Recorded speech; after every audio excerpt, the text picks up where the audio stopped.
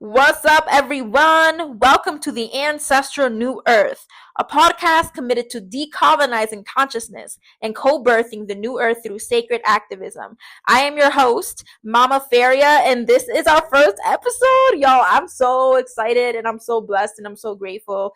It took me so much motherfucking work to get here, and I want to give a shout out to my well and healed ancestors, my family, my community, my friends, my spirit guides, and mostly to God, the Divine Mother, Divine Father, and the Most High for helping me, for bringing me here today. So my name is Mama Feria. I am a first generation Dominican queer neurodivergent woman in her power. I am a crystal Reiki master, a medium, and a ceremonial artist, and I have a book and an album out dedicated to the awakening of the divine feminine and specifically to the awakening of Black and Indigenous women. So yeah, let's get into it. It's gonna get juicy. All right, first episode. And I think today, to start off, create the foundation of this podcast, I'm gonna talk a little bit about the intention behind the Ancestral New Earth, the storyline, the plot, the tea behind the Ancestral New Earth. I'm gonna tell y'all a little bit about myself, my journey, and yeah, I'm gonna talk a little bit about the goals and the dreams that I have for this podcast and what I wish and what I pray, what I hope it to be and to blossom into in the beautiful future generations. So before I get into the content of the podcast, I want to tell y'all a little bit about myself, a little backstory. So as I said in the beginning, my name is Mama Feria, or my real name, my human name is Aileen Guzman, which is just as sacred, okay? And I was born and raised in a red line BIPOC community. I had my spiritual awakening at the ages of 16. My parents are also mediums and healers, but they have shut it down due to colonization, colonial indoctrination, and imperialism and capitalism.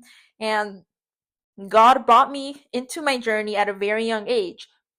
And so I grew up in a low income BIPOC community surrounded by struggle, surrounded mostly by Latinx people, Latinos, Black people, Middle Eastern people. I grew up in a very ethnically diverse area with not a lot of resources. I was raised around a lot of poverty. Poverty was normalized. I was raised in a food desert with a lot of food insecurity. People were constantly in fight or flight. People were constantly repeating their old traumas, and therapy and healing was taboo because the whole thing is, oh, y'all, we came from slavery and genocide. We don't need therapy, right? Well, I'm here to prove y'all wrong. Um, and so, yeah, I grew up as an extremely sensitive child, very, very sensitive person, in a very, very tough world. And I, like many people, I had my spiritual awakening and my awakening to God through pain and suffering. It was through growing up, I faced a lot of ostracization, a lot of rejection, a lot of social rejection. I am autistic, I am a lesbian, I am Black and Indigenous, and so the way that I navigated the world, and specifically navigating systemic oppression and the way that society has shaped my experience, was very difficult growing up because I was just never in an environment that set me up for that saw me. I was never in an environment that reflected me, that honored me. And my environment basically did not set me up for success, and it didn't set the people around me up for success either. And this is what we call environmental racism, which we're going to make an entire episode about, growing up in the hood and healing from hood trauma and embodying your highest potential, and stepping into your purpose and your power even while you're in the hood, or recovering from hood trauma. And again, that's going to be another episode, which I'm really excited about.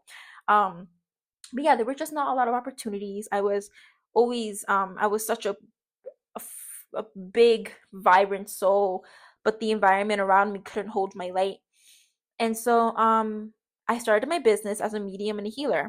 As at the age of 16, from a young age, I always knew I was here for a reason. From a young age, I always was connected to a higher power and to my deepest purpose, and I always felt that I was guided. And so at the age of 16 and 17, I started doing readings and healings in myself. I started doing it on other people, and I actually, in some way, was incredible at it. I was actually turned out to be really good at it, and people just kept seeking me out for healings and readings. I was also doing Reiki, and I actually learned how to do Reiki, and I know Reiki is an appropriated term. So again, We don't bypass the darkness here. We don't bypass colonial bullshit. We're gonna go right through the darkness.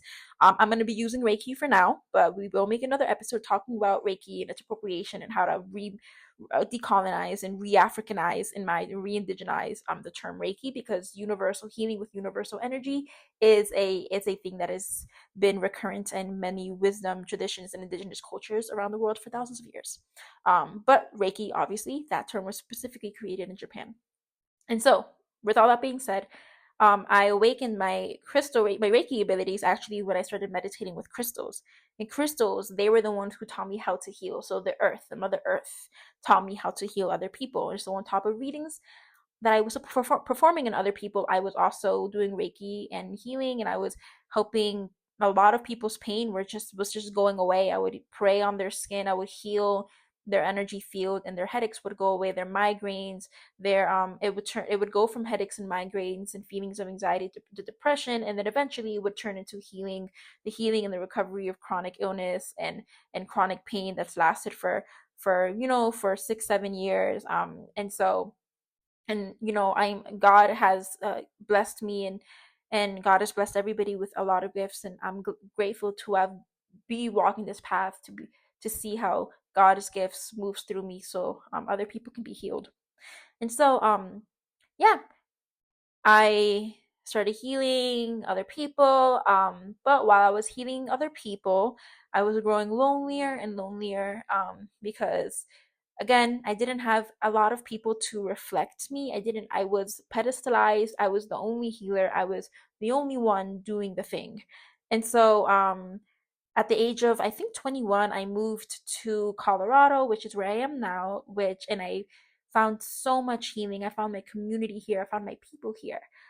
And I was so grateful to find a spiritual community. But one thing I did not expect was to find myself as the only person of color in spiritual spaces. I would go to ecstatic dances and cacao ceremonies. At first, I was naive. I was like, this is so beautiful. I love all the healing. Everyone's so high vibrational. Everyone is so in their power. But the more I stayed there, the more I started noticing a lot of weird things happening. Like white people dressing up as indigenous folks, like chanting Indian mantras while also calling in African orishas. And I was like, hold up. And then on top of that, I was consistently being fetishized. I was consistently being experiencing microaggressions. I just felt my culture consistently being disrespected. And it was like I had a couple of experiences with some colonial with some white people who were practicing New Age spirituality, which today I call it the colonial New Age, which Dr. Rosales Mesa says the New Age is another head of the colonial dragon, which I've come to complete acceptance with that.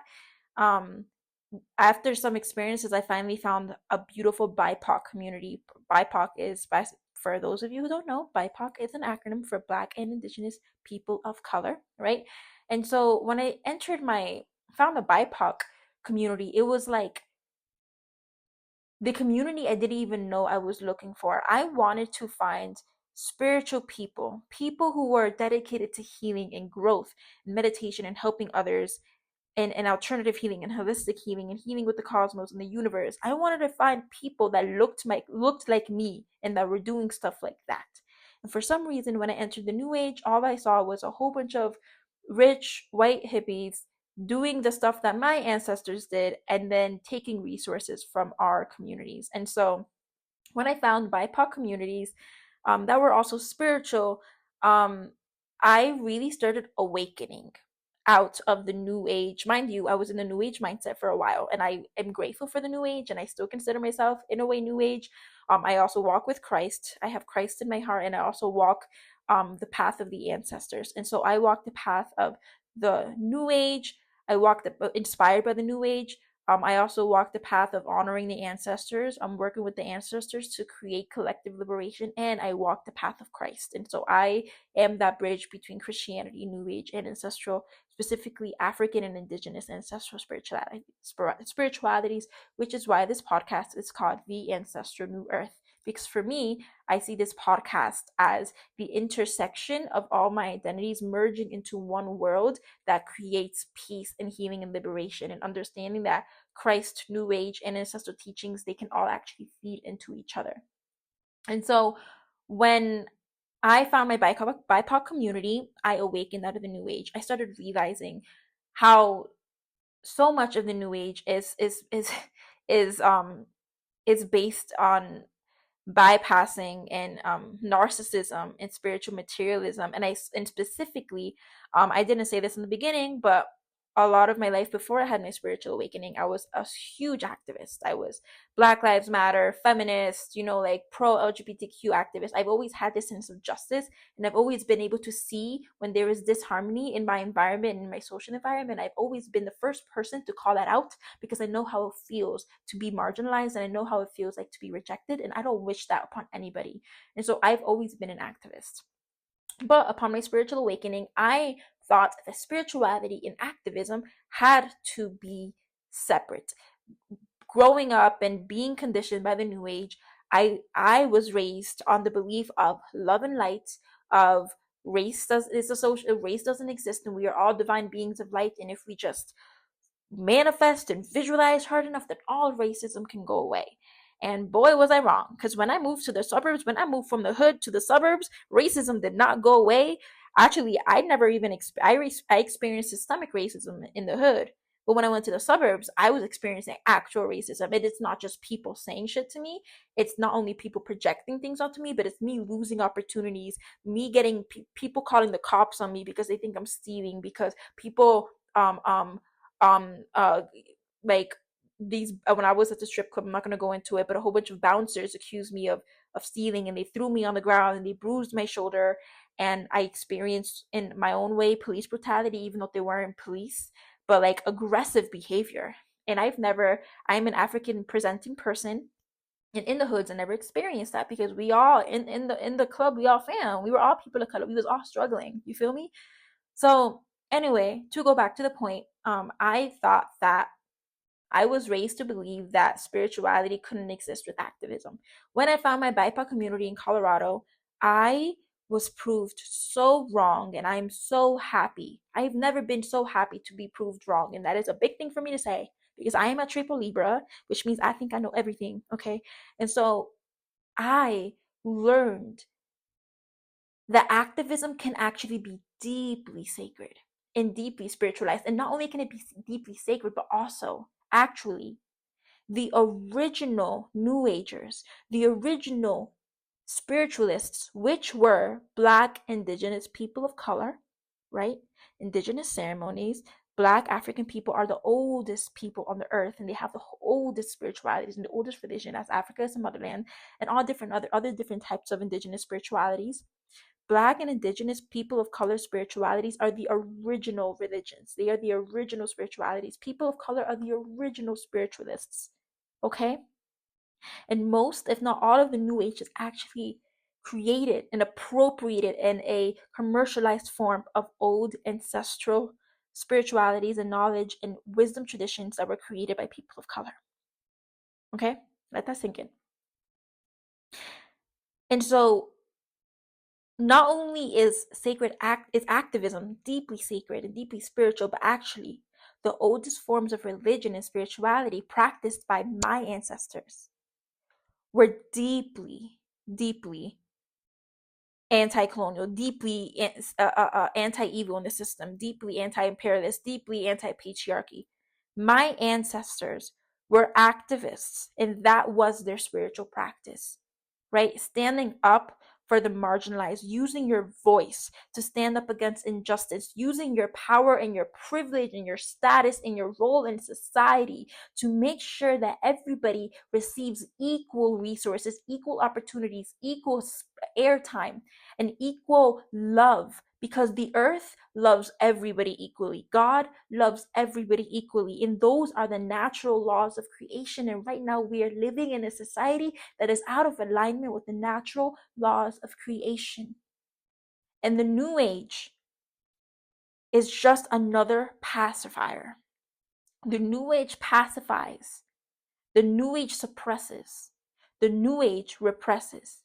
It calls activism low vibrational. It calls anger low vibrational, specifically Black and Indigenous women's anger low vibrational. It calls politics irrelevant.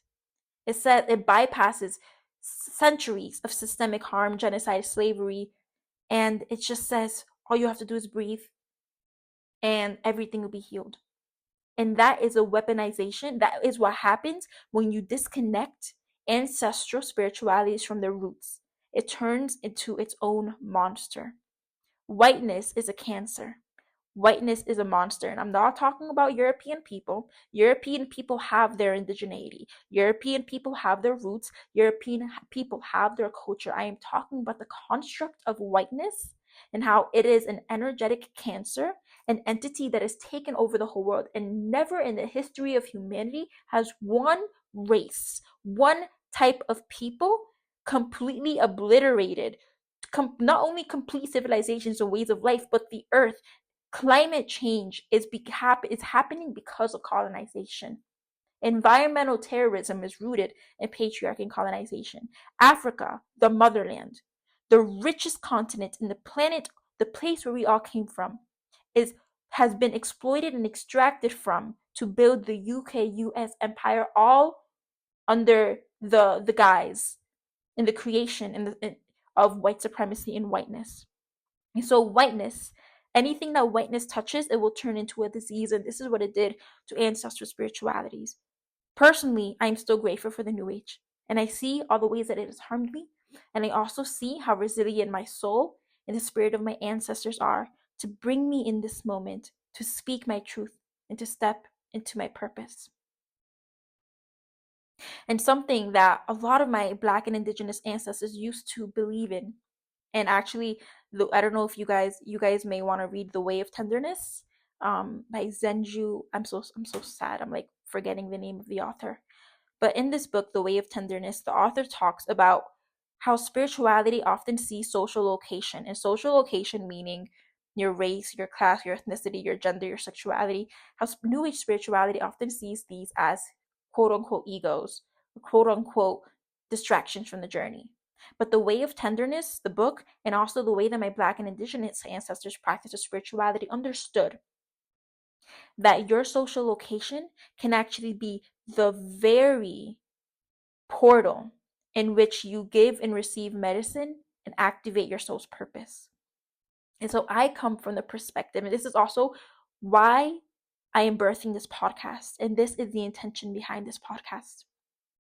I believe that every single person on this planet incarnated, and chose their specific social locations so that they can understand the specific indoctrinations, brainwashing, harms, colonial, generational trauma that's held within those specific social locations, so that they can see those indoctrinations, clear it, heal it, liberate themselves from it, and then in hand liberate others from it. And this is what I call collective liberation. No one can be liberated if everybody isn't liberated. And I'm so sorry, that is not my quote, and I don't remember who said it. It might be Audre Lorde, might be Adrienne Marie Brown. Forgive me. I know someone so powerful said it, and I am forgetting her name. But something that this person said is, I can't be liberated if you can't be liberated. We all can't be liberated if we all have to be liberated together. This is what we call mutual liberation, collective liberation. In this podcast is for the collective liberation of all.